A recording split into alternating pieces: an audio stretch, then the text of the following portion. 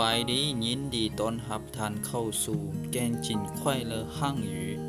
มื้อนี้เฮามาเรียน15คำศัพท์ในภาษาจีนที่ขึ้นต้นด้วยเสี่ยว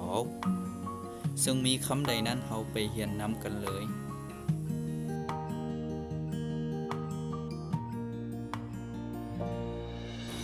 เสี่ยวเสี่ยวน้อย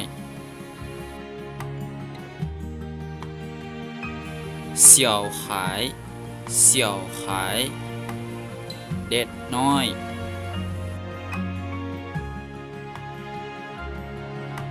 小伙子小伙子ผู้เบาไอเบา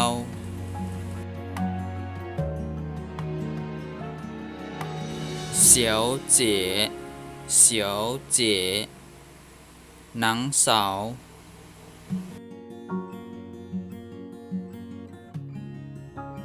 小朋友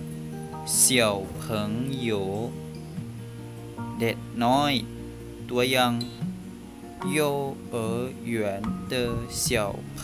友幼儿园的小朋友เด็กน้อยในโรงเรียนอนุบาล小时小时ซัวมง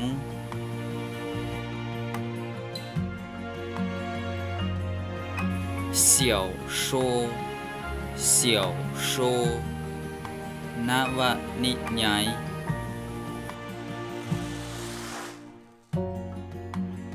小心小心ระวังตัวอย่าง小心地滑ระวังพื้นมึน小学小学โรงเรียนประถม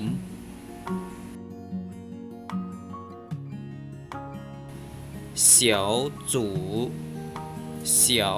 组น้อยจุ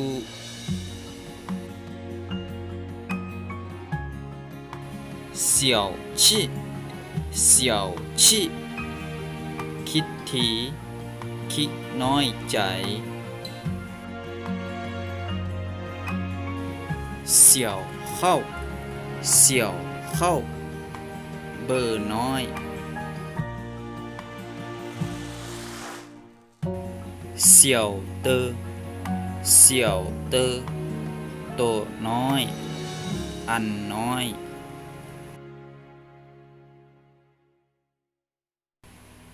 小姨小姨น้องสาวลาของแม่小时候小时候ตอนยังน้อย